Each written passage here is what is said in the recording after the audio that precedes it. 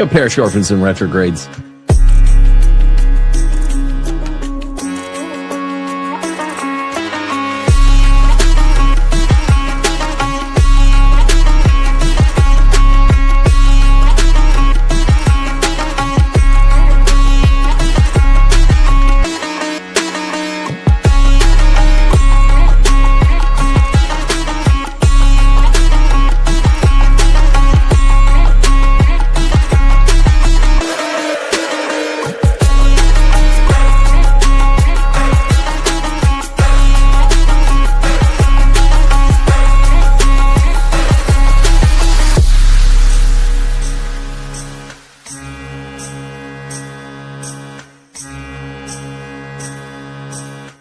Sped up.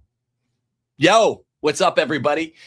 Thanks for tuning in on a lovely evening, weekday evening for another Rules for Retrogrades episode. I can't talk today. I have not suffered a stroke. I have not suffered a stroke. I have not stroked to suffer. We're here just to have a little bit of fun in the realm of politics and culture as it corresponds to and with religion. And when we set out to do a show like this, as we were talking about show selection with my friend Andrew Orozco here, we're going to talk about his book a little bit tonight too. He has an upcoming book that's going to be a really important one. I was saying, look, who is someone that's important, a rising star, oppositional, a rising star, fun to make fun of, because I'm sick of the circular firing squads on the right. We need to make fun of leftists. Get back to that. There's a lot of people on the right that need to be made fun of too. But we came up with this guy, James Talarico, who is a Texas state congressman that is pushed with all the fervor and the enthusiasm of a national senator, a federal senator. And I think today's primary day in a lot of places, he is running for the actual Senate. And, well, he's really important. He's going to be pushed for president in 2 or maybe 6 years. I can almost guarantee it. And we have a little bit of more of a backstory with him, but we wanted to do a show showing you some clips, what to expect, not only from James Talarico, but from the ever-reacting Democrat Party, who has seen for the first time in 4 generations rightward shift in a sizable way in the Overton window. And largely this has been due to a religious reawakening among Christians. So Talarico is their best version of a Democrat, left liberal Christian guy. And it makes for a hilarious episode. So that's what we're going to be doing. Yeah, he's a Presbyterian of the, I don't even know what to call it other than the gay version of Presbyterianism. Quite literally, at his parish, they do all kinds of homosexual unions and whatnot. And he went to seminary. He said he studied Greek and Hebrew, and that he has discovered, for the first time in 2,000 years, the Bible's understanding of abortion and homosexuality. He says, if you really read the Bible, you'll find out that you can be gay and you can murder your own children. It's awesome. And, Jesus doesn't really care if your society loves him, basically, because he's against the union of church and state.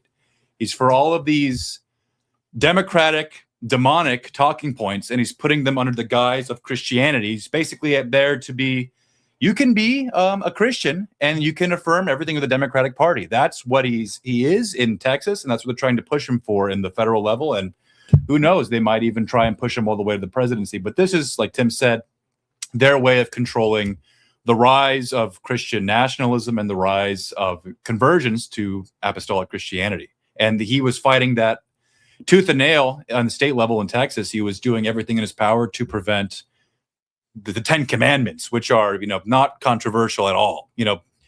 Jews take them. Muslims basically sort of believe everything in them. Even atheists who are like, problematic in many ways, affirm most of them. Right. And he's like, we have to keep these away from the kids. Yeah, dangerous. He's trying to keep the basis of what our country was founded on away from the next generation. Yeah, the 10 Commandments The anti-10 Commandments fervor among leftists is interesting because you'd think it would be an easy talking point, an easy kind of ecumenical talking point to say stupid stuff like Judeo-Christian and to be inclusive of even a lot of Muslims, like you said.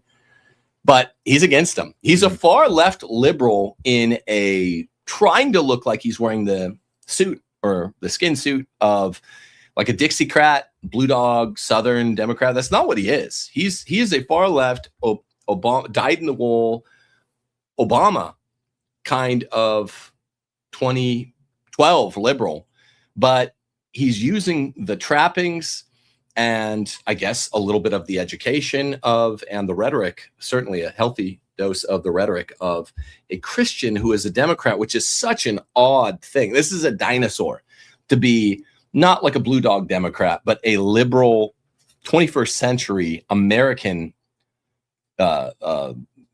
ideological Democrat, capital D, that's still a Christian. We thought that was done. Yeah. It's the party of wokeness and Antifa and BLM. They hate Christianity. Yeah.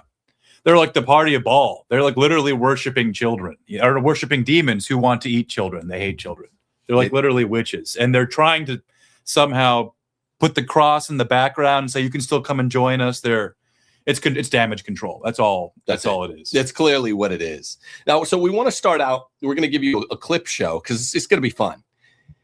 He has some hilarious things to say because it's a reductio.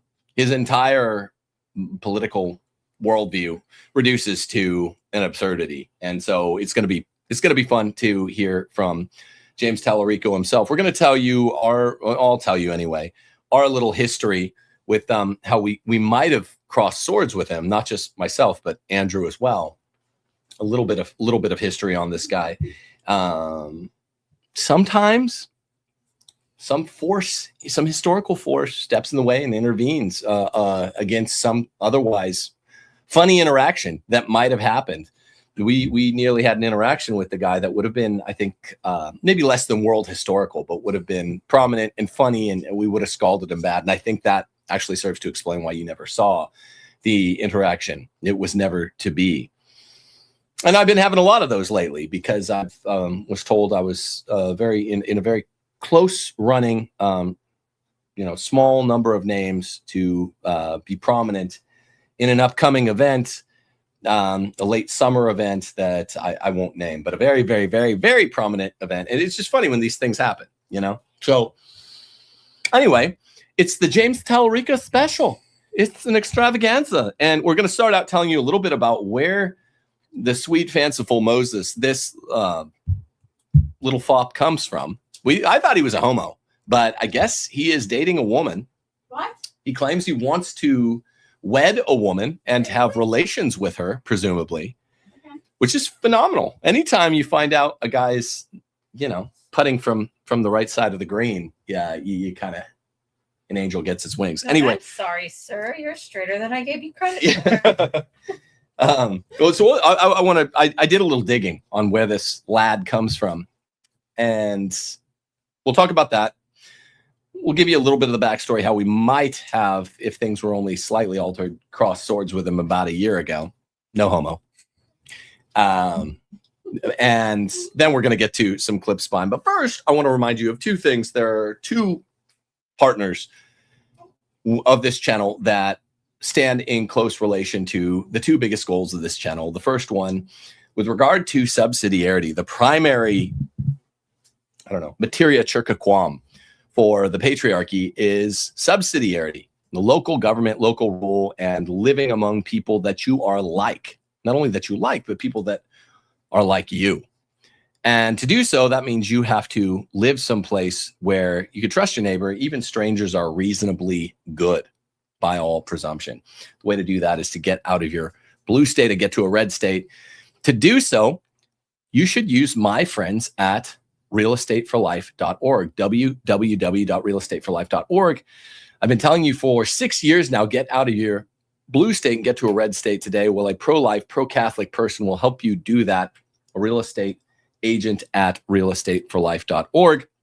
The second big partner of the channel that I've been urging you guys towards lately is St. Joseph Partners Precious Metals. If you want to invest in yourself, always bet on yourself, of course, and bet on your finances, protect what you have, whether it's little, a medium amount, or a lot, you need to protect it and hope that it grows. Even if that's a small linear growth, that's the responsible way to do households. Go to St. Joseph Partners Gold. It's fine silvers and golds, precious metals, sold to you by a Catholic, not some, banker with the last name that rhymes with Stein. And I couldn't think of what rhymes with. Go to a Catholic, and the best people to buy precious metals from, silver and gold, to shore up your portfolio are those at St. Joseph's Partners. Do so today. And if you want to support the channel, like, subscribe, click the notification bell, leave a comment. We're here for it. Okay. So, Mr. James Alefantis, James Talarico. This guy came almost out of nowhere on the national scene starting around last summer. We'll tell you our near interaction with him last summer, Andrew and myself. But here's the interesting part about it. Let's see.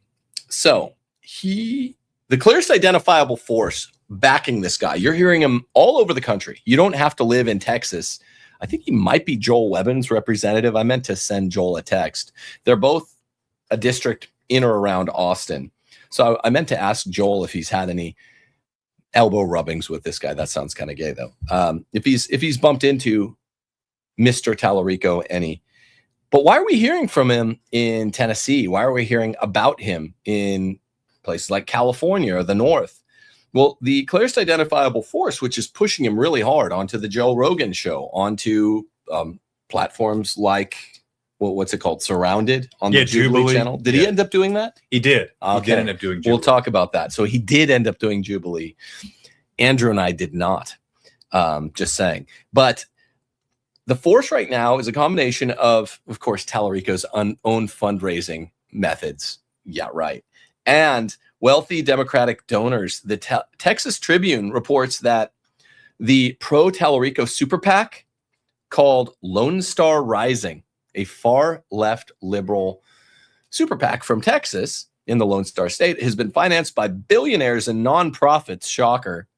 Probably a lot of Steens in those names, a lot of consonants in those last names, that don't disclose all of their underlying donors. But it's been predicted by Forbes magazine, calculated that billionaire households had contributed at least $2.5 million to Talarico's campaign. That's a lot. It doesn't sound like much in the grand scheme of things, but given the rules on super PACs, that means he's got a lot of billionaires in his corner, and giving to the super PAC is like the least potent way they support you. They can give to you. They can do a bunch of other things that are more like a tailwind. And it has to be that, because he came out of nowhere, right? I only first heard about him like 18 months ago, and now I'm just seeing him everywhere. Yeah, he was like a middle school teacher for a while, he said, and then he did his time in the Texas legislative branch, and he was even saying, I think I'm gonna wind down, step away from all of this. And this is before his Jubilee show, before that. And then he, boom, goes on Joe Rogan, goes on Jubilee, then change of tune. I'm running for federal government. I'm running for the federal legislature. And now he's going to try and shift Christianity, shift Christians across the country and combat the growing and rising tide of Christian patriots, Christian nationalists. Yeah. He's been everywhere. When did you hear that he was making a run at the national legislature? That was maybe roughly about a year ago. Oh, okay. That far back? Because maybe today is primary day in places in the North. I know that. I'm not sure if it's primary day in Texas.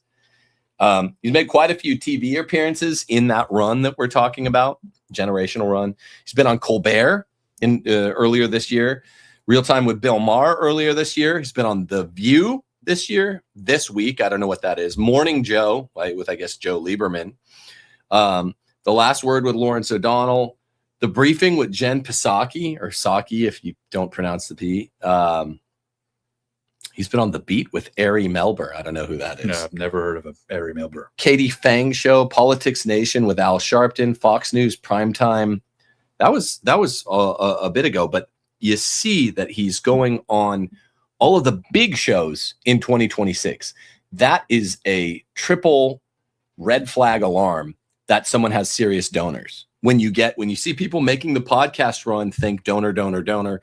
Yes, it's possible that some human being is making a legitimate grassroots run, and certain big hosts are just getting the ideas from their friends who are also big hosts. That does happen. But more often than not with a politician, it is not grassroots. It's not organic. Yeah. He's phony. This guy's cellophane to the max. No, he looks like he was like made in a factory. You know, he's just clear, short hair, like white guy, smile, thumbs up suit, you know, and he says everything that your mom and your grandma would want to hear, like about Christianity. He says, I mean, there are true things that he twists. Like, oh, Christianity, forget about the sexual morality. Right. Forget about, you know, children, you know, and abortion and murder, and forget about, you know, having any sort of patriotism for your country. It's all about loving the poor, which is true, and he's helping the migrant, which is true, but he twists it and makes it just the talking points of the Democratic Party while tugging on the heartstrings of like women and men who don't know terribly much about Christianity. Yeah, like your mom and your grandma if they were a little bit gay, yeah, and they somehow popped out children. Because when you maybe the first line is mom and grandma friendly, you know, the first line of the paragraph, but then he goes deeper and you're like, whoa, this is not just a Protestant Southern blue dog Democrat from JFK's era or something like that, where they were legitimate kind of just bucktooth Protestants from the South, but believing and sincere. That era's over. This is the post-Chicago politics, Rahm Emanuel, Barack Hussein Obama era, and he is as radical a politician as Obama is. We'll go through some of his talking points, qua Christianity, in a second.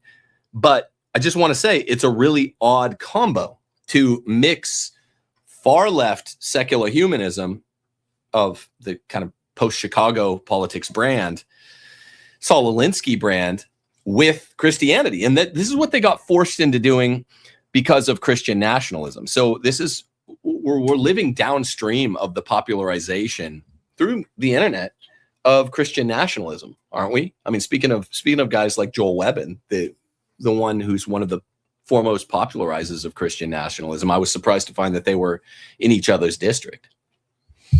Yeah, I mean, conservatives have just lost continually for like, well, ever since the Civil War, to be frank, but especially in the past couple of decades.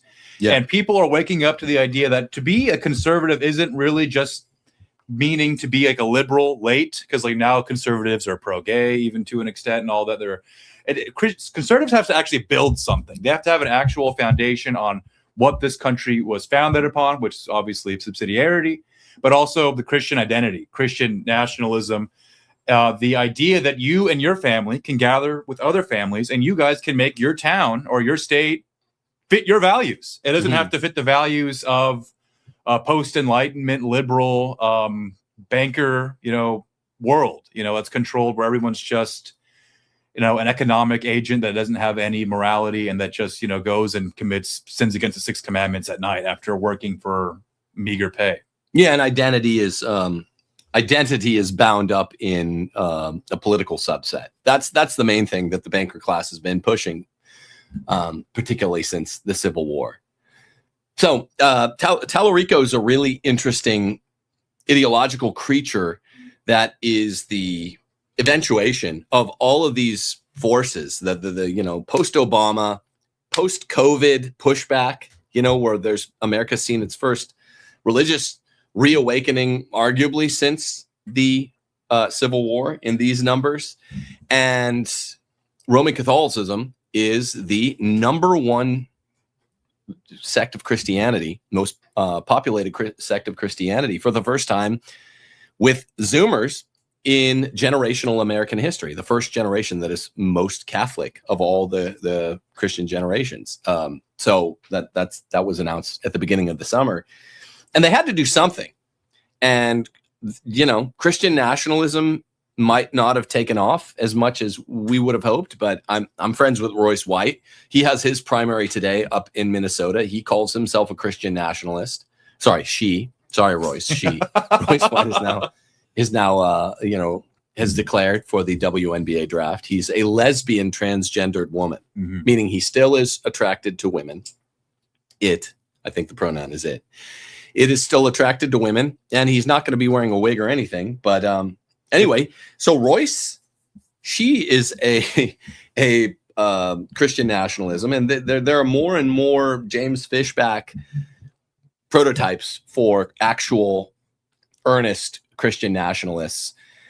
What I think, just before we get into full-on Talarico, the full Monty of James Talarico, is the particular brand of Christian nationalism that I dialogue with my Protestant friend Joel Webbin. I say, look, America is, and I'm just putting this out there because before I defend Christian nationalism, I want you to know what we're defending here.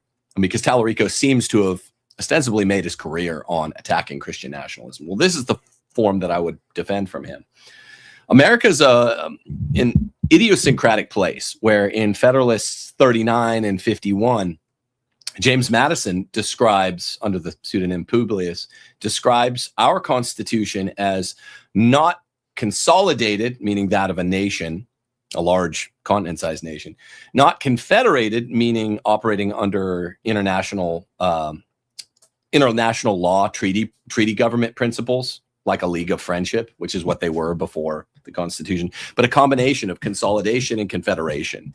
And he goes through, and it's really an accurate catalog of the different aspects of our federal Constitution before the Civil War, which had, half properties of being a consolidated Constitution and half properties of being a confederated Articles of Confederation kind of document.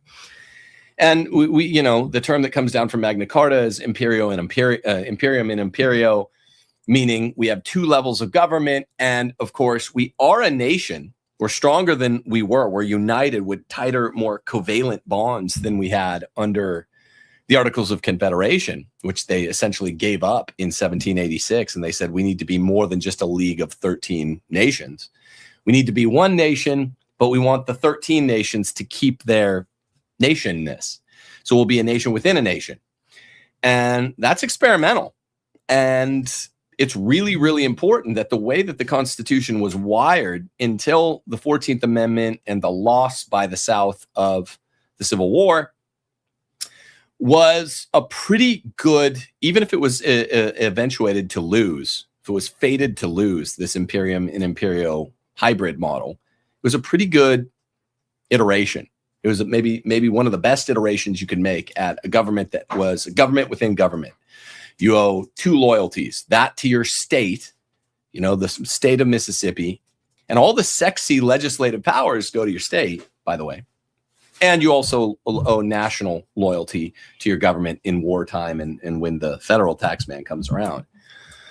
So we advocate here on this channel, as I noted when I stumped for Real Estate for Life, and Andrew said some things implicit of it, for a Catholic subsidiarity view of nationhood, which is the idea embodied in Quadragesimo Anno by Pius XI, that yes, you can have a nation that's bigger than your state. What's called a state in America is not actually capital S state.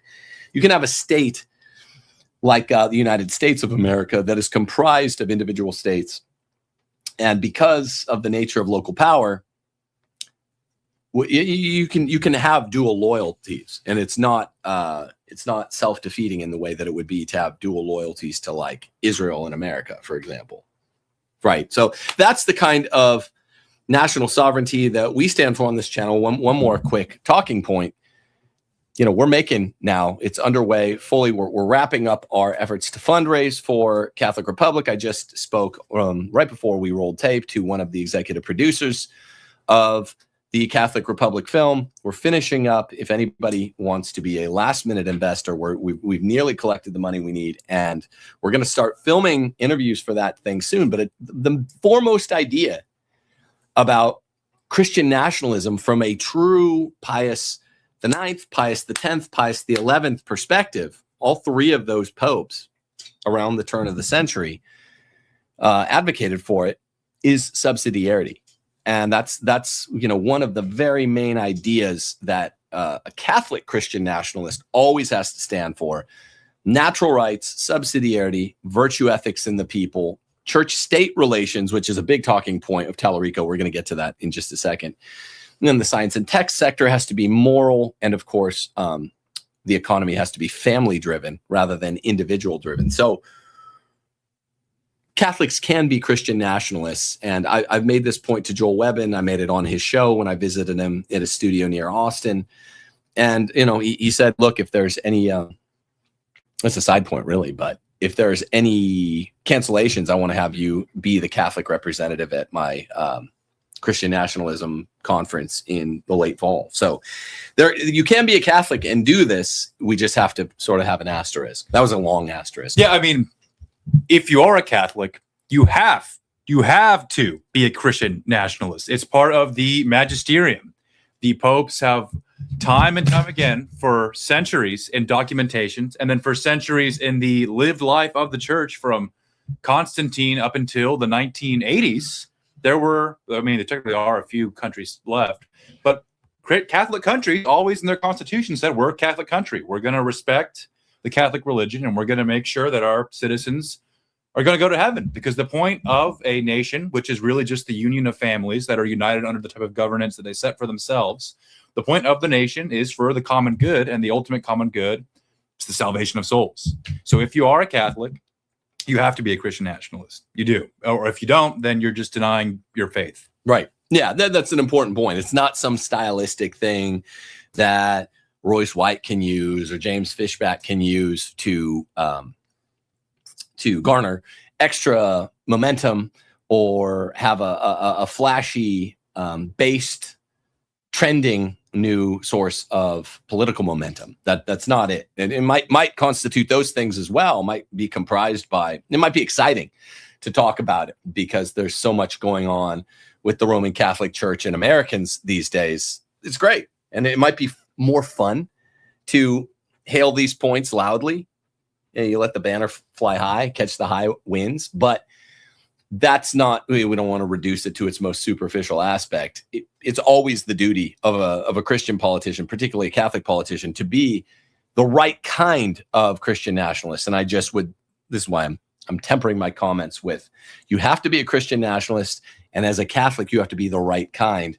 Pius X tells us precisely what kind in his 1931 encyclical Quadragesimo Anno. You have to see the foremost animating political principle, aside from a state that is, concomitant with Christendom in Christ, is animated by a subsidiarity, popular sovereignty. This is not a Enlightenment idea. This is an idea advocated for by St. Thomas, Bellarmine, Suarez, the Salamancans. Anyway, so Talarico. Yeah, this is. I'll say it. I know you might not want to be the one to say it, but I'll take the blame here.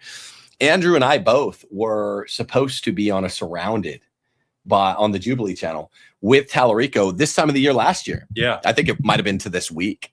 Yeah. And Pine Sap was going to be on that. We were going to cream this guy. We were going to beat the brakes off of this poor little son of a bitch, and it was going to be brutal. And I think they figured out, they interviewed me for it, and they're like, you'll be good. The show is run by liberals, and you were here too. And I was like, well, I have my friend who's, my sort of biblical specialist. And, I consult with Andrew a lot before debates, after debates. I have questions because I'm just a Thomist philosopher. And he said, yeah, put him on. So after he did my interview, we interviewed him. He's like, you guys were great. And we thought it was a done deal. Then there was some dust up on another episode of the show where they thought it was too fascistic, and whether or not they thought it was bad or a good look for the show. Lots of views, too few views. I don't know. But Pine Sap was caught up in that whole thing. He was going to be on the show with us. Some more people were as well. Some other smart Catholics. I won't reveal the other ones, but it was like 6 of us who were smart Catholics. We were going to beat the brakes off this guy's political career, and that kind of thing.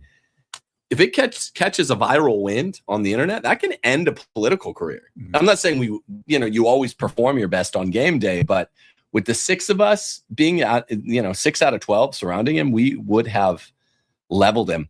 You don't normally know on that show Surrounded who your guy is, but they gave us some clues. They gave us some telling clues that were giveaways, and we figured it out. So we were all of us, and I was communicating with all the people. We were tailoring the beating to the man. Yeah.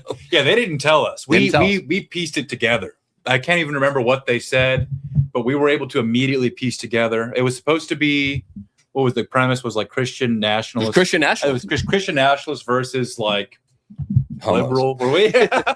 And so we were like, okay, we were able to nail it down to it was him, and then they never confirmed. They never confirmed. So we're still just speculating. We're still speculating, but it's for sure certain. Yeah, and we were literally on the way. This is how last minute the cancellation was. We were driving to Steph's mom house. Yeah. We were in Texas on the way to the studio to Jubilee. From here, because you're staying here for a little bit. We were going to stay with Steph's mom halfway there. Yeah. Isn't it in Dallas? No, the studio was. Well, I'm not going to say where it was. Okay. But we were on the way there, and then while we were driving, we got like a random email saying it was canceled. Was it that late? I forgot it was that late. It was that late. I remember because I remember I had to still drive to a different place. But yeah, it was that last minute cancellation. I forgot about that. Yeah, I did. But we're 99.5% sure. And he ends up going on later because he went on later, and they're like, we're going to reconfigure the panel. Some of it had to do with Pine Sap saying Connor, and I'm not blaming him, but it was funny saying he was a fascist, and then he got doxxed, and he kind of self-doxxed by force. They peer pressured him into self-doxing, and that we love Pine Sap here, but it was a funny gentleman and a scholar. Quite frankly. I love that guy. Quite frankly, not to chide against him. Not to chide against the guy. We love him. He's a great man. If you're ever watching a Pine Sap debate and you do like to have an aperitif or a digestif, if you like to have a drink, I don't drink anymore, and you want to play a little moderate drinking game, then he's always got a catchphrase. He does. Uses, he sticks in your mind. That it will stick in your mind from that debate only, and it's characteristic to that debate only. And then his next debate, he's going to shift. He keeps it fresh. He keeps it fresh. Yeah, like Jared at Subway. Yeah. So, So anyway, we were gonna beat the brakes off this son of a bitch. That's just the facts. And for some reason, they pulled the rug out from under us. They got a new, weaker panel. Because I mean, they also sort of said that something to the effect of my interview would double as, because I was like, I want to beat the guy where I'm surrounded by a bunch of troglodyte retards, and I want to be surrounded. And they're like, we'll use this as well for your interview for that. And they're like, you're really good. I mean, they were maybe just blowing smoke, but none of it ended up coming to pass. But like I say, if you guys know all the stuff that goes on behind the scenes, What a Woman was close to being flown as a Daily Wire film. That's a funny thing. As the sequel to Matt Walsh's film, did you know this? I shot a pilot in LA for a show that was supposed to be the next big thing, like Ancient Aliens. It was an Angels and Demons show. Did you know? I didn't know that. Yeah, I shot a whole pilot. I was telling this leftist British guy at a sound studio about Fatima. And I was like, I know more about, this angel of Fatima. And I kind of tied it in there, and there's demonic stuff. And they're like, this is going to be big. And then they got shit canned because of COVID. But they're like, this could be as big as Ancient Aliens. I was like, oh, is that good? Now, allegedly, that was a really big show. Yeah. What else? I mean, just this stuff. It would have been this. There could have been inbuilt virality to, Andrew Orozco, Connor, Pine Sap, XYZ, the other unnamed Catholics who are pretty sharp, and myself, just beating the tar out of Talarico, because you've never seen a surrounding like that. I think they intentionally get dumb surrounding audience members with one or two smarties. Oh yeah. But there are too many smarties. We just would have clobbered him. Yeah. All right. So is that a sufficient storytelling? Making good on the promise? Okay. Do we have those clips, Stevie? We tweeted them out. Let's go. You're looking up Mexican DIY homeownership. Which one would you like? Which one would you like to start with? I think the one that I tweeted first. Yeah, that This one. one Let's right start here? with this one. Okay. So he's talking about it's an old snake oil salesmanship talking point, but it gets rejuvenated once every decade or so, that the Bible is not anti-homosexualist. And that's just a hilarious one because it's so categorically, or it's hardcore. I have a bunch of stuff ready to go, but listen to what, or maybe that's This is the second Christian one. nationalist. This is the Christian nationalist. So this is a sermon that he gave at the church that he assists at. Because again, like he's a Presbyterian of the liberal homosexual variety. I don't even know the name of like their synods or whatever, but he's that type of Presbyterian. This is a sermon he gave against Christian nationalism, and this was just a goofy like line from the sermon. I mean, you can go listen to the whole thing and maybe as a penance or something, but this is a goofy line that we can just talk about. All right, let me know if there's an echo on this. I guess a bunch of channels on YouTube have been having echo problems this week, so we'll try it out. Oh, it wasn't just us. No, it wasn't just us.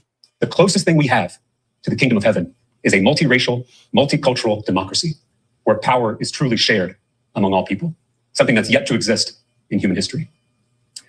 The closest thing we have to Yikes. Andrew, so you're the biblical theologian.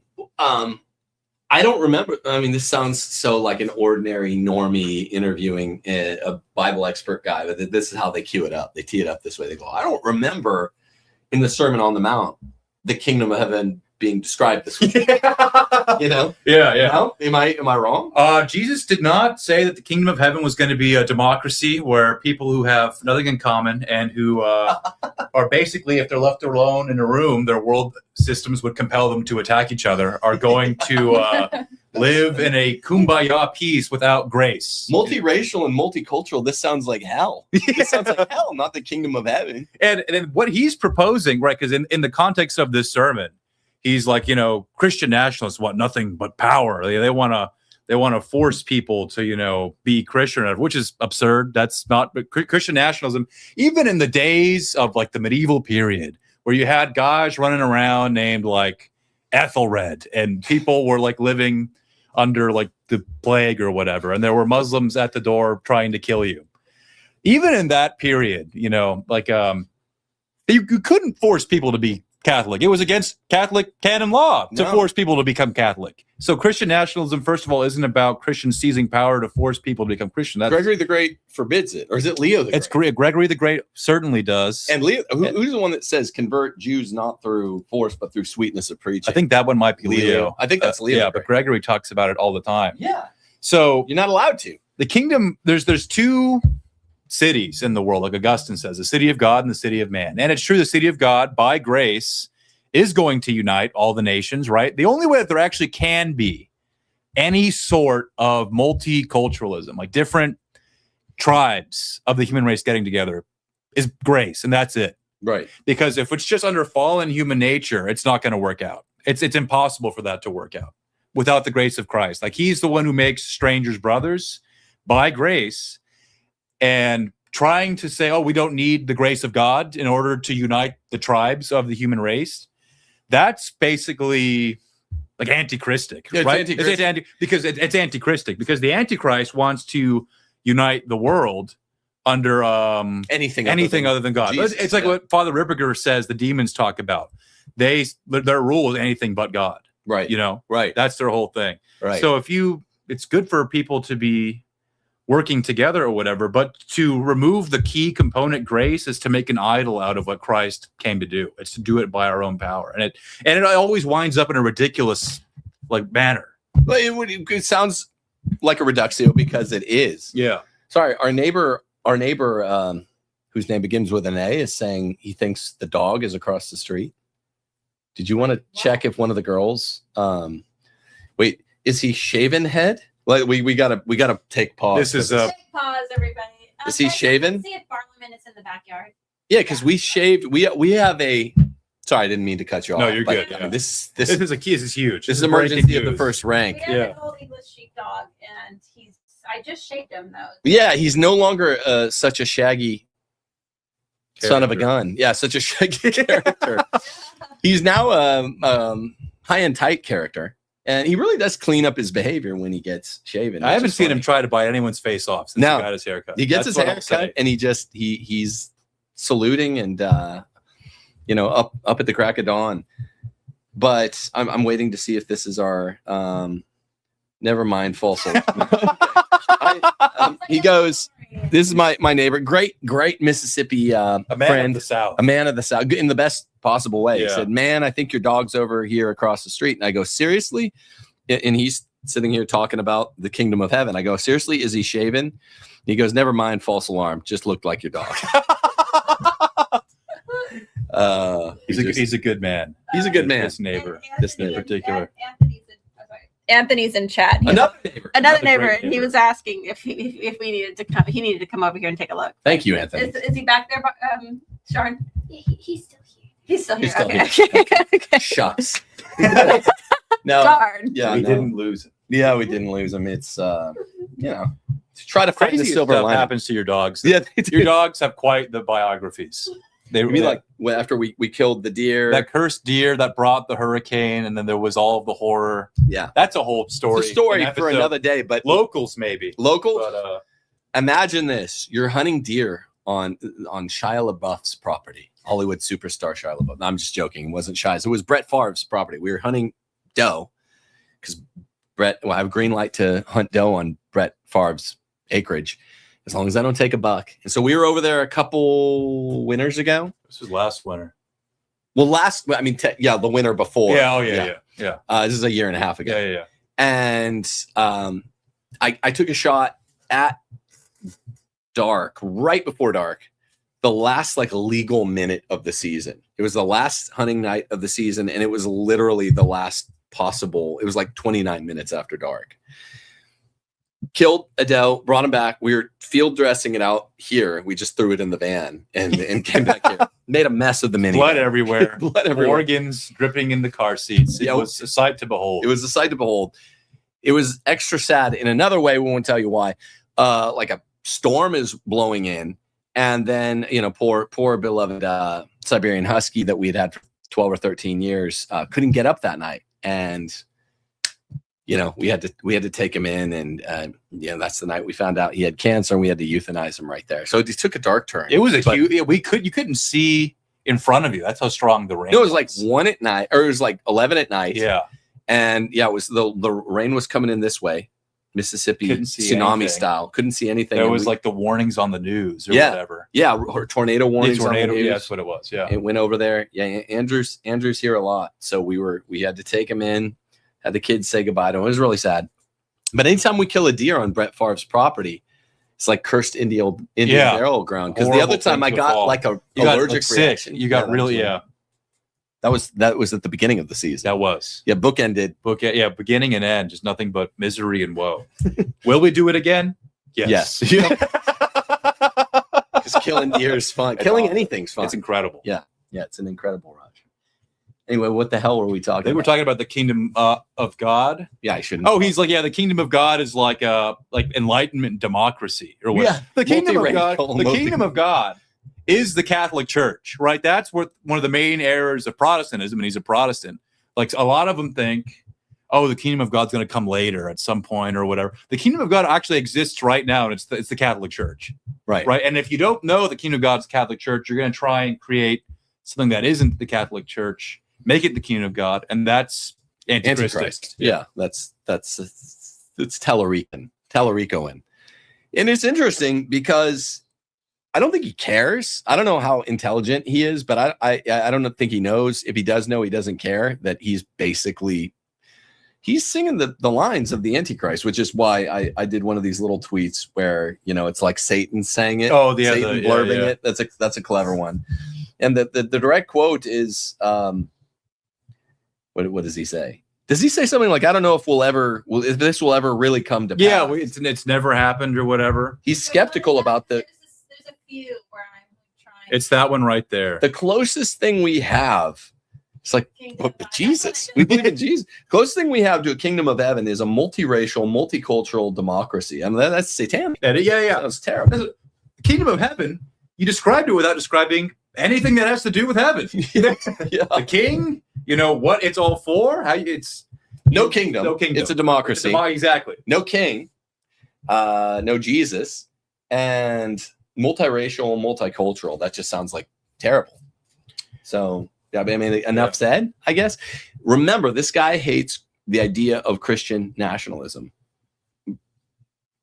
Carte blanche. He hates it as a principle. He doesn't hate the way that it's being applied by racist white conservative guys like us or whatever, but he actually hates simpliciter Christian national, the idea that we're supposed to, even Protestants are supposed to embrace, so that's why I think it's interesting that he theoretically could have these interactions with Joel Webbin. Okay, next, can we do the Joe Rogan thing? Let me look. Sorry. Remember to subscribe to the channel, people. If you're watching this show and you're not subscribed, you can really help us out. The closest thing we have to a kingdom of heaven is the Rules for Retrograde's YouTube channel. Okay, I'm not sure which one this There's one a is, couple of them. but I'll just play the one that I have up. Of biblical evidence to support that opinion. What do you think is the biblical evidence to support the opinion of being pro-abortion? So one, in Genesis, God creates life by breathing life into the first human being, which we later call Adam. That life starts when you take your first breath, and that is actually the mainline position in Judaism, is that that's when life starts. Then, if you think about it from a Christian perspective, something interesting that Jesus does throughout his ministry is he is breaking first century norms about women, talking with women, learning from women, having women lieutenants in his movement. And this was something that was kind of unheard of in the first century. The longest conversation Jesus has with anybody in the whole Bible is with the Samaritan woman at the well. And so this affirmation of women as... Like WTAF, I thought he said that he's going to evidence the claim that Jesus is pro-abortion. No, he's talking about God breathed life into Adam. Nothing about abortion. No, yeah. God and Jesus talks to women. This is literally how dead and I guess 90s ish this is. This shit might have flown in the 90s. Yeah. He talks to a woman. It doesn't talk to a lot of them, but he talks to a woman at the well. He's friends with Mary Magdalene. He is known for being willing to dialogue with women. Okay, nothing about abortion. But he's often correcting women. That's like when he's talking to the women, even Mary, he's like, my time has not come. The woman in the well, he's definitely correcting her. I mean, calls her a dog. When he's talking to women, he's usually telling them to stop doing what they're doing. He's telling her to stop committing adultery. Yeah. The husband that you have, is not, or the man you are with is not your husband. You have had 4 husbands, or is it 5? He's ripping her up, but the clip gets worse. Okay, if you want to play it more, Okay, it gets much worse. And equal people is a huge part of the Jesus movement, especially the early church. And then the last, I think, story I would go to is the story of Mary. Mary is probably my favorite figure in the Bible, the mother of Jesus. And, she is mother of God. She's an oppressed peasant, teenage girl living in poverty under an oppressive empire as a Jew. And she has a vision from God that she's going to give birth to a baby who's going to bring the powerful down from their thrones, going to scatter the proud, who's going to send the rich away empty. I mean, this revolutionary song that she sings is called the Magnificat, and it's actually been banned by certain authoritarian regimes because it is so radical. But I say all this in context of abortion because before God comes over Mary and we have the incarnation, God asks for Mary's consent, which is remarkable. I mean, go back and read this in Luke. I mean, the angel comes down and asks Mary if this is something she wants to do. And she says, if it is God's will, let it be done. Let it be. Let it happen. So to me, that is an affirmation in one of our most central stories that creation has to be done with consent. You cannot force someone to create. Creation is one of the most sacred acts. Can I just say something real fast? Still no abortion shit. Yeah. And he missed the whole point of what she says to negate what he say. If it's God's will, let it be done. Right. Like she was saying, like he's so stupid. Like Mary's entire response was, if it's God's will, I will have a child. Yeah. Yeah. Let it be done according to your will. She wasn't. It was done to me, which is your evident provident will, but I want to murder this thing. I mean, yeah. where in any of this is there an endorsement by the Virgin Mother of? It's absurd. We shouldn't even be addressing it. This is blasphemy from the pit of hell. Right. It is. It's blasphemy from the pit of hell, where God is dignifying the human embryo, right, by becoming an embryo. And it's being twisted to say, We can kill embryos. Let's we can kill kill humans. Yeah. This is the moment God becomes a human, and it's being twisted to promote murder. It's an outrage. It's an outrageous, blasphemy, and it has, again, nothing to do with abortion. His argument is basically Jesus was nice to women in the 1st century. Mhm. Therefore, in the 21st century, we should let women murder their children. We should encourage them to murder their do children. everything we can. Jesus talked to women usually about Why they were avoiding wrong. instances of porneia. We'll talk about that in the next clip. Why you're wrong to engage in any sexual inappropriateness, porneia, which is a graded thing. There's a spectrum of gravity of wrongness on the porneia timeline, and he talks to women about this, and he forgives them because there's always a chance back, but he's 100% against sexual sin, even immodesty, even even imagining a woman lustfully, which is a very natural sin for young, healthy men. He says even this is porneia. Mhm. Even this is porneia. If for an unmarried man or a married man to think of a fair young maiden lustfully, even this is a mortal sin. Jesus says, so you take an unnatural sin like abortion, which is a combination of a sex sin and a murder.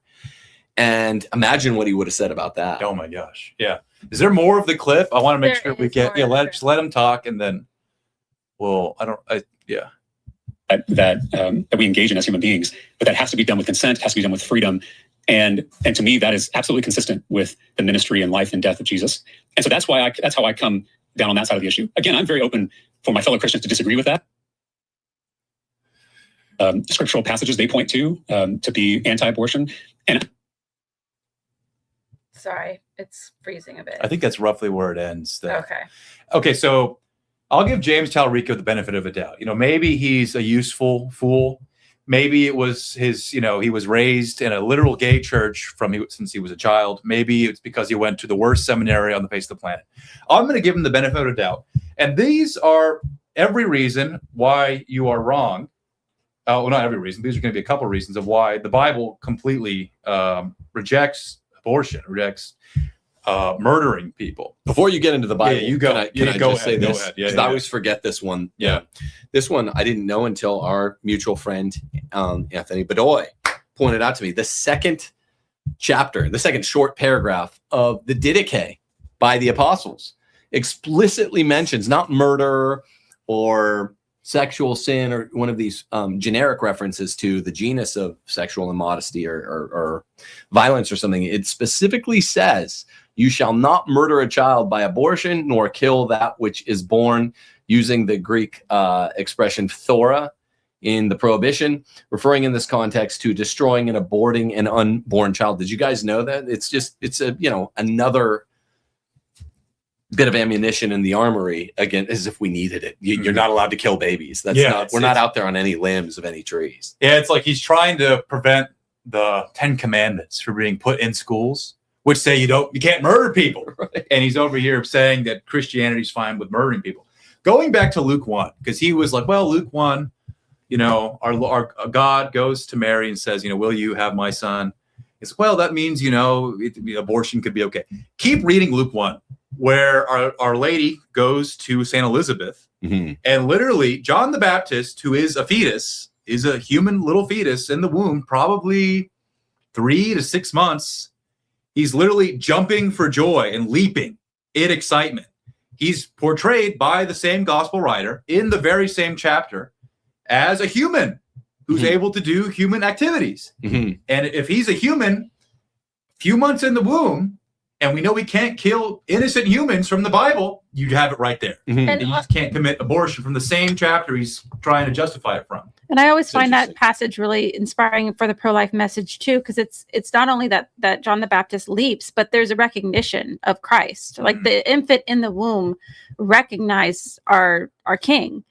And if an infant in the womb can recognize the King, then obviously there's, we get into the discussion about like what it is to be a person, and all that stuff. It's an act of cognition. Right. It's an act of cognition that this infant in the womb had and recognized and responded to our Lord and our Lady. So again, An athletic act, no less.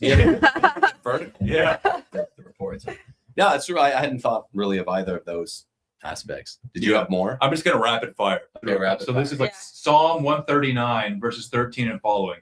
For you did form me in my inward parts, and you knit me together in my mother's womb. All right. This is the Psalms right there. It's verse 13, talking about how we are already from the womb, made by God, already as persons. Jeremiah 1:5, God says, before I formed you in the womb, I knew you. Before you were born, I consecrated you, and I appointed you a prophet to the nations. So while Jeremiah the prophet was in his mother's womb, God was already picking him as a human person to go and prepared him from the womb.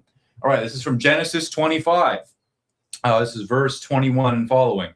And Isaac prayed to the Lord for his wife because she was barren, and the Lord granted his prayer, and Rebekah, his wife, conceived. The children struggled together within her. And she said, if it is thus, why do I live? She went to inquire of the Lord, and the Lord said to her, 2 nations are in your womb, and 2 peoples born of you shall be divided. The one shall be stronger than the other, and the elder shall serve the younger. Okay, so this is the part where Rebekah is pregnant with twins. Notice how we see that they are already children. The Hebrew is chabenim, the children, already humans in the womb. And God not only assigns them humanity, but he's saying in them is already virtually present, not in the same way, all of their descendants, right? So abortion isn't just killing a person, right? Because it's already a person.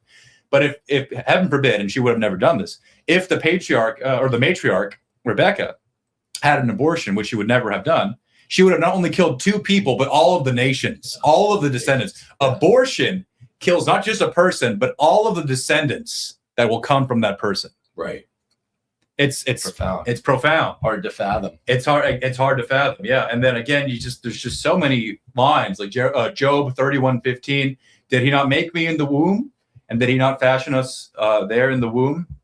And there's this one could be complicated with the Hebrew, so I think I'll just barely mention it. We can go on to another one. Where it's Exodus 21, where it talks about how if you read the Hebrew properly, there's a lot of bad translations of Exodus 21. I don't even like the RSV's translation of it.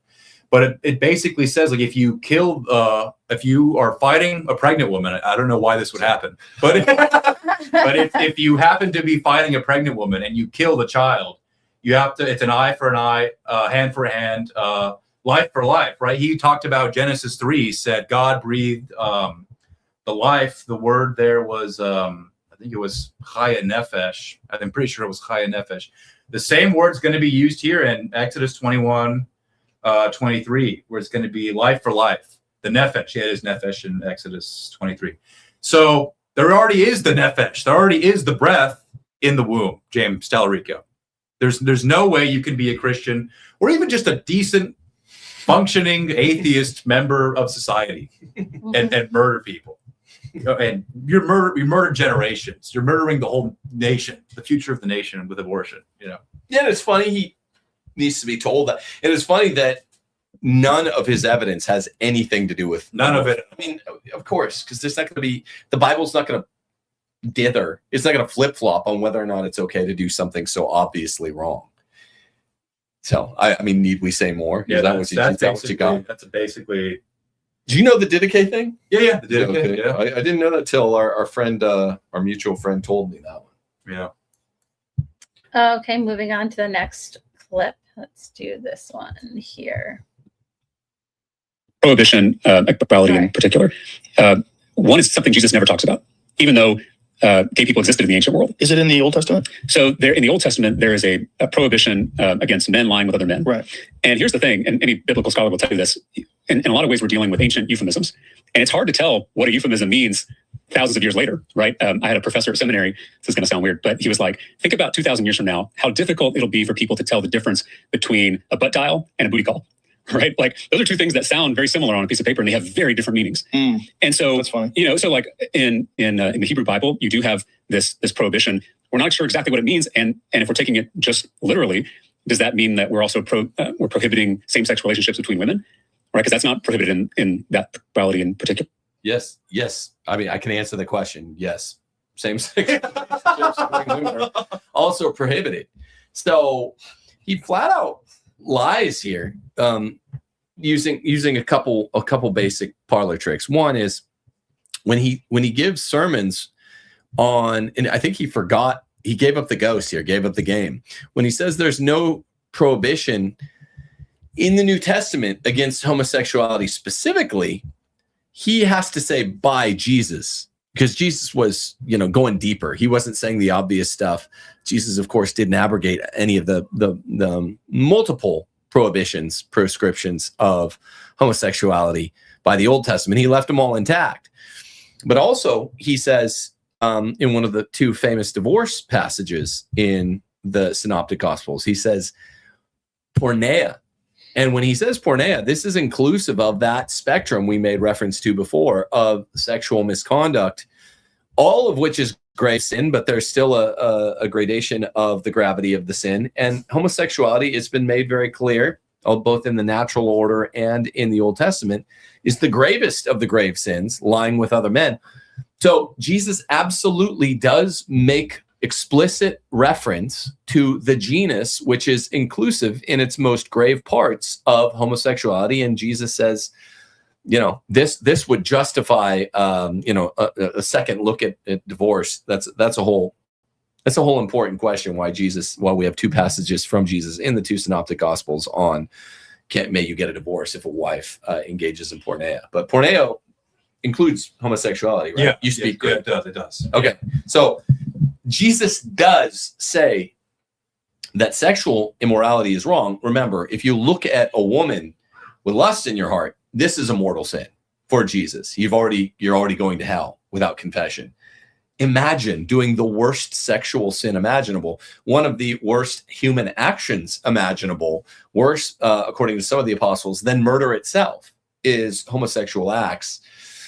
We won't even go through the Old. I mean, you could go through the Old Testament, but St. Paul himself now is very specific in at least two places in the epistles against homosexuality. I don't know what you wanted to say as a kind of opening shot there, but yeah. So Jesus does talk about marriage, actually a good deal. He talks about marriage. But we'll go to Matthew 19, where the Pharisees talking about divorce, and Jesus gives an overall definition and arching worldview of marriage. He says in Matthew 19, verse 4 and following, he answered, "Have you not read that he who made them from the beginning made them male and female, and said, for this reason, a man shall leave his father and his mother to be joined to his wife, and the two shall become one. So they are no longer two, but one. What therefore God has joined together, let not man put asunder." Okay, so God, or Jesus being God, is all right. When God invented marriage, right, because this is all about marriage, homosexuals want to claim to have marriage. And Jesus is like, let me define what marriage is for you. It's one man and one woman. If you're asking point blank, Jesus, what's marriage? Man and woman. That homosexuality is out of the question from the get-go, right there, right? And then I like how you just typed in homosex. I had to type it. I'm trying to find homosex quotes to refute it for scientific purposes. Yes, not pleasure. For business, not You made a business decision. And then again, like Tim, homosex. Like Tim said, Paul talks about this very clearly. Again, this is New Testament, right? Romans 1, verses 26, 27. Yep. For this reason, God gave them up to their dishonorable passions. Their women exchanged their natural relations for the unnatural. Oh, right? So this is women too. Yeah. So James Talarico, if you read the Bible, it says women on women is forbidden. It's forbidden. Romans 1, 26, get it tattooed. Okay, 27. And men likewise gave up natural relations with women and were consumed with passion for one another, men committing shameless acts with men and receiving in their own persons the due penalty for their error. Right? So God, it's hardcore here. Like homosexuality is like a hellish punishment. Yeah, is what he says here. It's like man on man version, woman on woman. It's all bad. It's all bad. Right? And then 1 Corinthians chapter 6, we'll go to verse 9 specifically.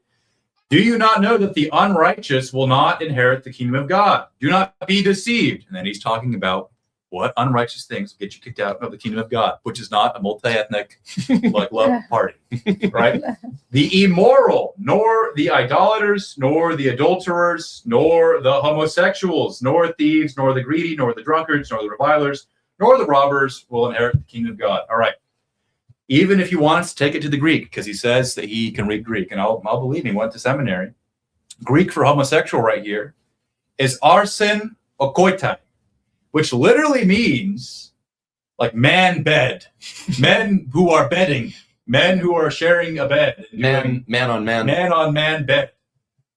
That's what it means. And he's like, oh, what if it's like a metaphor, a butt dial and a booty call, a beautiful metaphor for something, you know? Yeah, like they're going to be reading people talking in white papers on booty calls in 200 years. What's he talking about? Yeah, exactly. And you would be able to tell the difference. That's the whole point. It's linguists know. So obvious. First of all, from this verse alone, which the thing right before homosexual is adulterer. So we're talking about sexual sin right there. But if you want to go, again, this is where he was talking about in the Old Testament where it's not clear. We'll go to Leviticus. Book of Leviticus. Let's see here. Chapter number 18, verse 22. You should not lie with a male as with a woman. It is an abomination. The Hebrew word here is shachav, which always, well, not always, but in the context of Leviticus 18, he's going through a bunch of different bullet points about sexual immorality. When shachav is used in Leviticus 18, it always refers to something sexual. It's about shachav. Yeah. It's like I knew that was wrong. I don't even speak Hebrew. Yeah. And it's like it's about sexual sins in Leviticus 18. So it's not confusing. It's not like, man, what does shachav mean? If you look at all the other times shachav is used in Leviticus 18, it's about sexual immorality. Yeah, if someone's like, hey, you know, can I shakaf? It's like, no, you can't. No. Or if God says if you do that, and again, he's listing all kinds of abominable sins, sexual sins. And at the very end of Leviticus 18, let me see if I have it here. Yeah, Leviticus 18:24. He finishes talking about all the sexual sins. Do not defile yourselves by any of these things, for by all these things, the nations I am casting out before you have defiled themselves. So God said, if you're doing anything on this list, any of these shachavs that you're out there doing, I'm going to deport your ass. I'm going to deport you for your sins, because this is what the pagans did. You're going to get deported for these sins. So this is why even homosexuality, it should be, forbidden. Avoided. And like forbidden to by the best of your ability. to any Christian state. To the best of your. So again, shachav means like laying down on the bed. Go back to 1 Corinthians, laying on the bed with the man. It's obviously about homosexuality. Yeah. It's obvious. It's so clear. This shit is so obvious, man. And he knows it. And what did we get to the end of the clip? Joe Rogan. Oh, let me see. Joe Rogan's a moron. Okay, can I just say I'm so sick of having to talk about this guy, this stoner moron, who's like in a perpetual state of obsequious agreement with whatever guest he has on that week, or I don't know, 2 shows a month, however frequent it is, 2, 3, 4 times a month. He's just obsequiously agreeing in slavish concordance with whatever his guest says, even if the next show, the next episode, he's going to be slavishly agreeing with someone who has the perfectly diametrically opposite point of view. And I get sick of it. And it's annoying that we have to bow to this guy just because he's got a big fat-headed audience of, fat-headed Americans or whatever. So it's just annoying. Rogan's like kind of nodding. He's like, okay, yeah, I get it. Yeah, booty call. Yeah.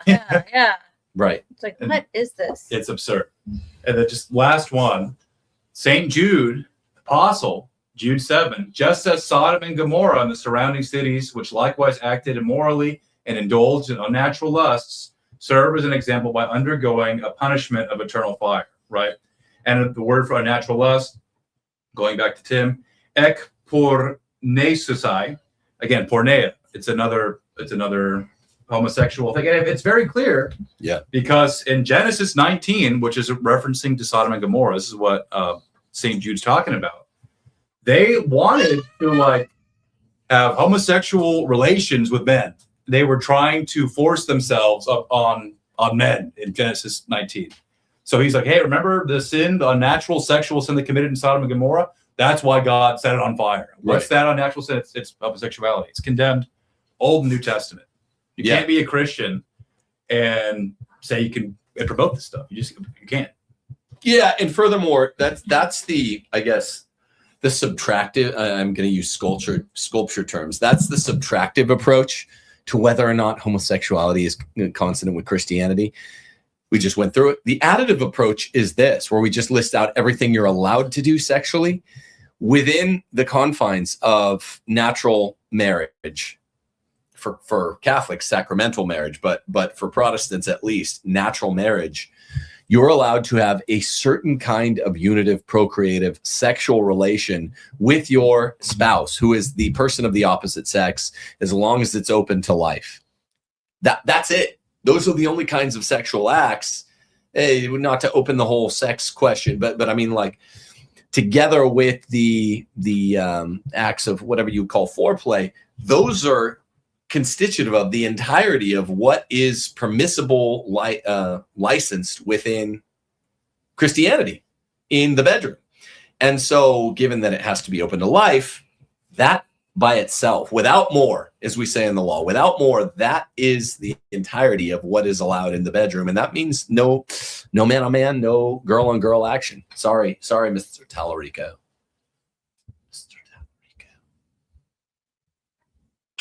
It's just fake and gay. Yeah.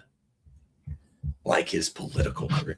All right, do we got anything else? We should have one more. Oh, do we? I But- didn't see the other one. I'll text it to you right now. I thought. No, it's there. It's there. Let me see. There's 1, 2. There are 4. If you go to the top of the thing, you got one. We got the one on Christian nationalism. That's up right. ahead, right? It should be. That's the. Oh, wait. Let me see. Is it James Talarico. this one here? Sorry about that. Let's see. Is it this one? I like how Joe Just Rogan is doesn't always make just sense flexing. that we've always had a separation of church and state. It's like, bro, give it a rest, man. Is it this one? And it just doesn't make sense that we've always had a separation of church and state. It's been very important. And that this imposing this on kids in school, in non-religious schools, just seems kind of crazy. Well, and the staunchest defenders for the separation of church and state throughout American history were Protestant Christians, Baptists in particular, right? I mean, the letter Jefferson writes where he first uses that phrase, a wall of separation between church and state, was to the Danbury Baptists. Because, I mean, these Protestants were fleeing Europe as religious minorities, right? I mean, this is kind of essential to the founding of this country, was religious freedom. And so those Christians understood that once the government starts preaching your religion, starts making decisions about your faith, that doesn't lead anywhere good. And we should be very suspicious. And it just... Now, this is really where I was going to blast this mofo, was on the question of separation of church and state. And he makes reference to the fact that the Protestants in this country have a tortured relationship with the concept, the doctrine, if you will, of separation of church and state. Now, here's the thing. When he cites Jefferson's letter to the Danbury Baptists, it's really important to note that separation of church and state was intended and received by every American as a condemnation, as something to be condemned, not as a desideratum. It wasn't a political desideratum at all. When people in the 1800s, the 1810s, 1820s, 1830s heard this concept being loosely tossed around of separation of church and state, which doesn't appear in the Bill of Rights, doesn't appear in the First Amendment at all. It appears in this 1801 letter from Thomas Jefferson to the Baptists. It was a condemnation of separation. It was in Philip Hamburger's a law professor at Columbia, who has this great book called Separation of Church and State. It's the complete legal history of the term.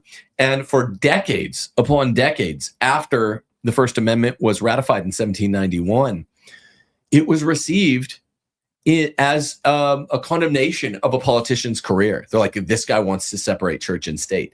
And here's the other distinction that matters a great deal, which proves even more damningly that Talarico is lying. He's talking about, as a state legislator, he's talking about something that was utterly licit from the perspective of early America. He's talking about making a state law rather than a federal law requiring, reading the Bible or reading the Ten Commandments or whatever it was there. He talks about both instances.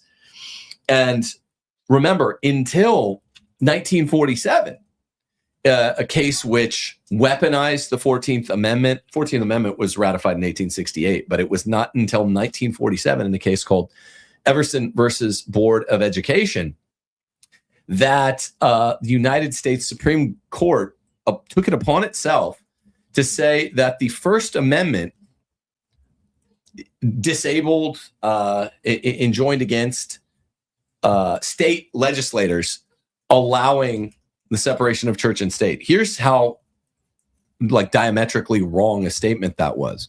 The First Amendment is an explicit denial of the National Congress's right to make any law respecting an establishment of religion. Now, that means Congress, the national legislature, was not allowed to disestablish the state establishments of religion. You've heard me talk about this whenever the topic comes up on this show.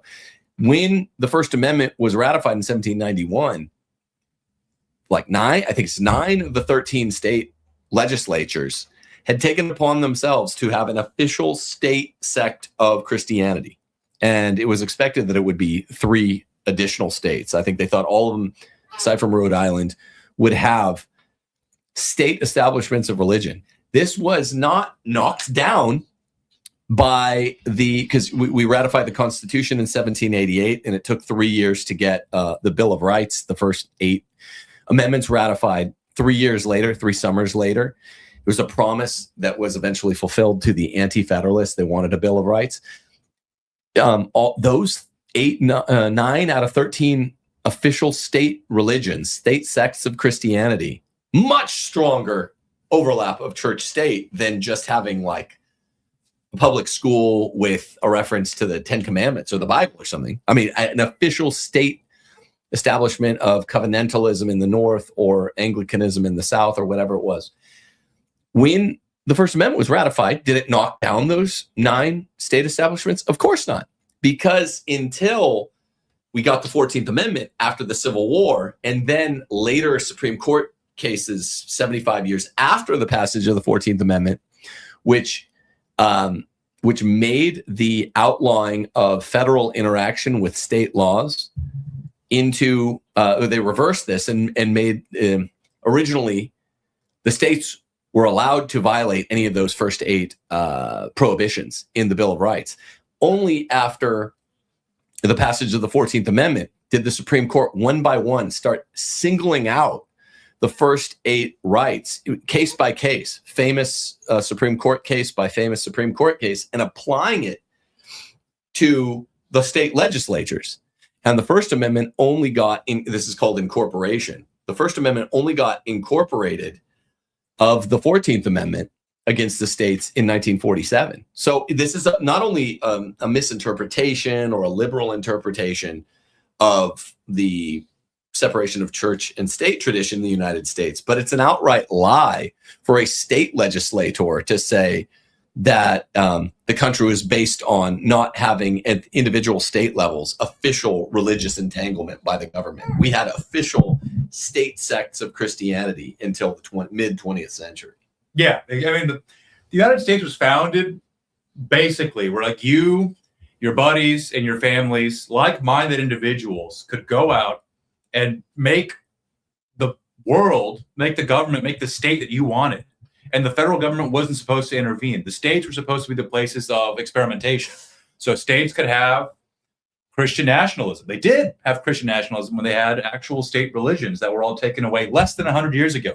Right. Less than 100 years ago. Right. So the constitutional principles that started this country are the same principles that we, as Christian nationalists now, need to use to basically just do what the founding fathers had in place. Right. And what they had in mind at the beginning. Right. There's this important term that you lifted from the late great Antonin Scalia, arguably the greatest justice, top 5 jurists in the history of the High Court, but definitely the greatest one in the last 100 years. by even leftist estimation. He says this thing that the states, the individual state legislatures more specifically, are to be the forums or fora of experimentation, legislative experimentation, meaning, okay, whether you got 13 states like early America or 30, 31, 32 states like Civil War America, or 50 states like our, shit show 2026 America. The states are the ones that have the police power. That means they're the ones that are supposed to be making laws which govern health, safety, welfare, morals, and security. And religion falls under the domain of morals. So at any level possible, just understanding basic constitutional history, that First Amendment was ratified, and there were already 9 states that had official sex of religion, and this did not change it. It's not like the day after the First Amendment was ratified, that I think July Day in 1791, the 9 out of 13 states that were officially either Anglican or Covenantalist, they didn't get struck down or anything like that. They continued to be an official established Christian religion until the legislators in that state, ones like James Talarico, but 150 years ago, decided they no longer wanted to be a state. And now it was in the 1940s, the late 1940s, in the post-war era, where the court and the culture and politics became really aggressively secular and Jewish and Masonic, that the court they banned the ability of states to have in overlap church states entanglement. They made it illegal. Now, historians will say, well, by 1947, when they did that, most of the state establishments of Christianity had already sort of self-dissolved. Well, that's fine. That's a state's individual right. The 50 states are 50 different peoples, 50 different legislatures that have control over that area of life: health, safety, welfare, morals, security. The First Amendment says we can't have a national official sect of Christianity, but also the First Amendment says that the federal Congress was not allowed to disestablish the 50 different legislatures, establishments of religion. And it wasn't the Congress that ended up doing it, but it was the other federal branch that ended up doing it, the Supreme Court. So it's really, really remarkable.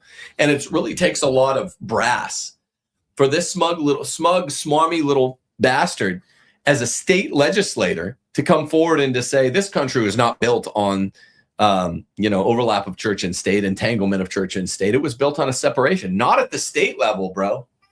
No, he's just lying. Yeah, he's just, what is happening, or what had happened in Texas with, again, and this is the most vanilla thing they could have done in Texas. People, I mean, I've been to Texas. I love Texas, but Texas is not like what people think it is. It's not the paragon. It's not like cowboys shooting cows and like on a horse, drinking a beer or whatever. It's a bunch of just vanilla people at this point in time. And they to their credit, were like, we're going to pass this 10 Commandments bill. Obliquely Christian, that basically anybody who's a decent human being, even if they're an atheist in the classroom, should be able to agree. Like, don't murder.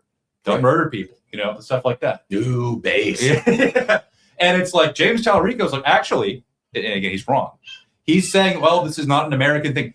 Most of the colonies, most of the states that fought in the American Revolutionary War were Christian nationalist states. Right. So it is American. It's returning to American first principles. And continued to be so under the Articles of Confederation, where they had looser national association, and continued to be so after 1788, in the summer of 1788, when they became joined into one nation under the Constitution, and continued to be so in 1791 after they added a Bill of Rights with the separation of church and state imputation, and continued to be so into the 19th century, the 1800s, continued to be so after the Civil War, where it became a more solidified union under Lincoln and the 14th Amendment, continued to be so into the 20th century. That's how else do you say it? He's just lying. It is the birthright. It is the birthright of the American people to choose to be Christian nationalists on the state level if they want to. Right. It's their birthright. It's what the soldiers in the Revolutionary War died for, and it's what our soldiers who are, dying to protect our freedoms are it's there to be preserved. Right. It's the birthright of the American people, is to choose to be Christian nationalists in our subsidiary manner if we so choose. And we do choose. That's why you got to go, like we were saying, real estate for life. You got to go where your people are. Yeah. And that's the only way you're going to affect political change.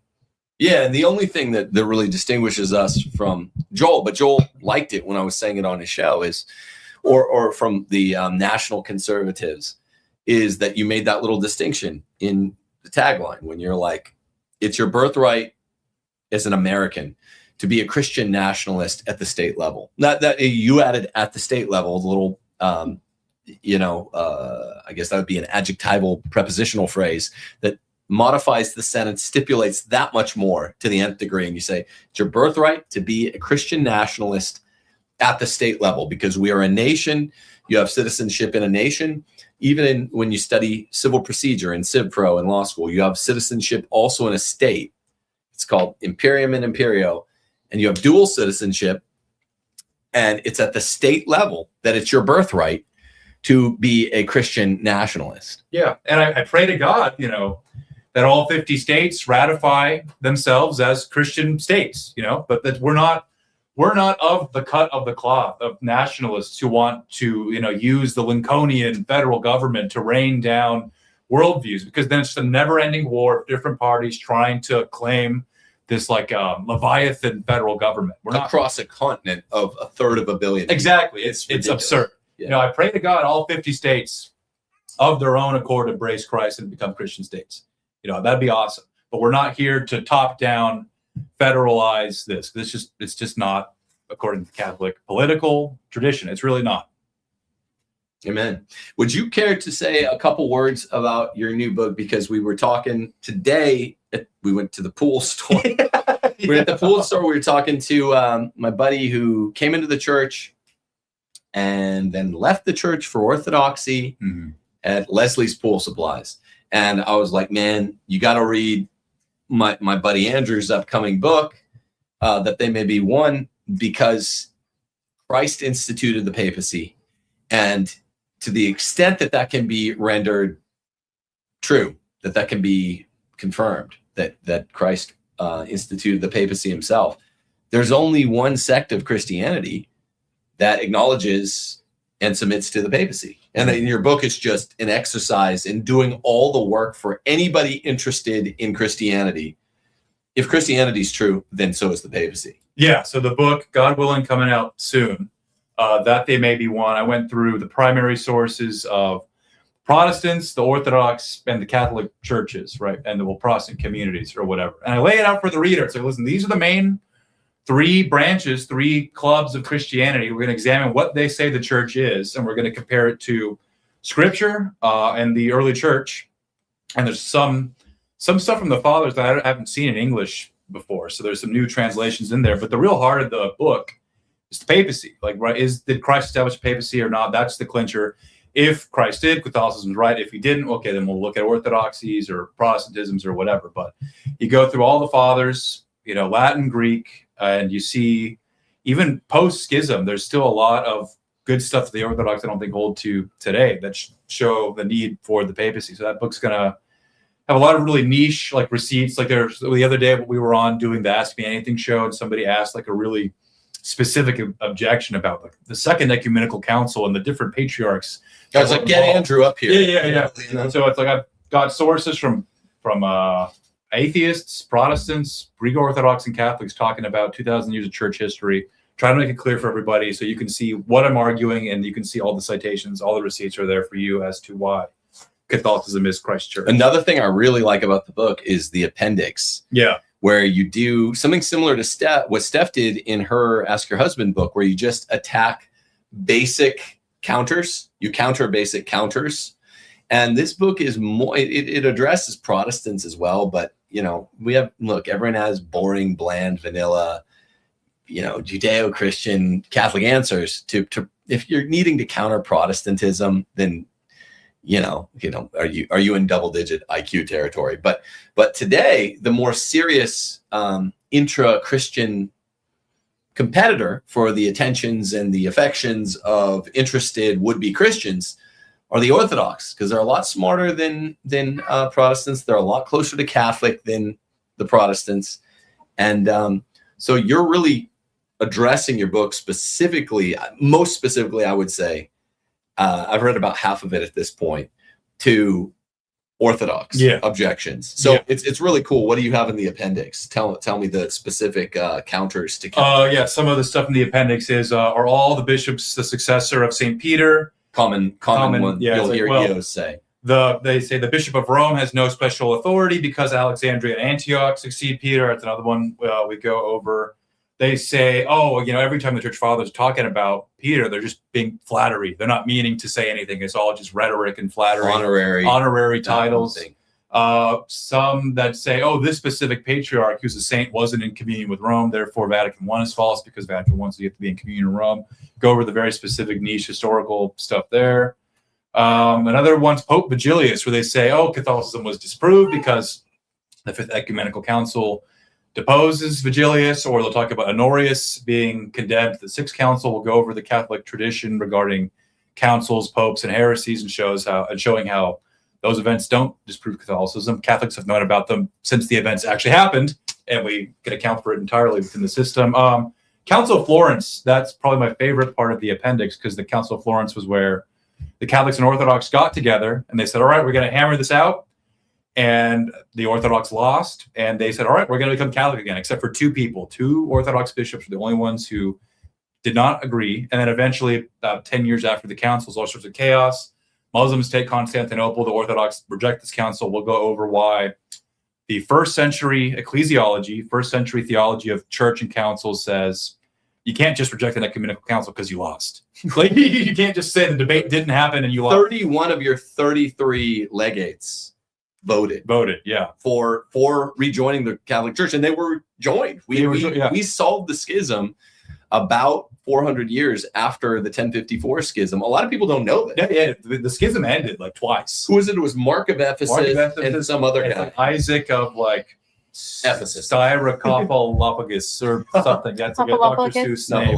Yeah. And it's like we go through in that section. All the church fathers. And even the Eastern Orthodox Christians before the Council of Florence, again, they're after the schism, after 1054, but before, even actually during Florence, the Orthodox bishops were like, whatever this council says, we have to follow, because what the council says, the council says. They weren't like, we can change our minds. The church fathers and the Eastern Orthodox scholars, even before and at Florence, Mark of Ephesus himself said, whatever happens here is going to be ecumenical. He said that before he lost. And then after he lost, and he's like, but looky, I just found a way to win, even though I lost. It's this, the 31 legates or whatever who voted for a union back with Rome and saying sorry with a note attached to a couple dozen roses or whatever they did. I was forgetting at the time, those guys were actually invalidating themselves to have a vote by being at least material heretics. Yeah. Right. So they're like, so there were really only 2 votes. It's sneaky. It's intellectually impoverished. Yeah. And anyway, all of these are in the appendices to the book, and that alone is worth the price. We're going to be selling it on this channel. It's going to be self-published, and I'm blurbing the book, and I will be pushing it hard, because you've seen me have 2 debates last summer, beginning of the summer, end of the summer with Jay Dyer. And the objections are a little bit smarter, a little bit trickier than typical bucktooth Protestant objections to Roman Catholicism, but they're not actually ultimately more valid. And, your book is going to lay out how and why they're not. Yeah. All right. Well, that's good. So get ready for that. It's called That They May Be One. I'm going to be stumping it for the next few weeks on the channel, and hopefully we have it ready for sale in September. Yeah, we'll see. I don't know what the different people. Hopefully by Halloween. Yeah. Because you have it at print, getting ready for print right now. We'll see how long it takes. Okie doke. Well, hopefully you guys enjoyed us besmirching James Talarico's good name. That was fun. That was fun to do. Thanks for joining up again, Andrew. Always fun. And thank you, Parish Orphans and Retrogrades, for tuning in tonight. God bless you all. We will see you on maybe Friday. We'll do a Friday show this week. God bless.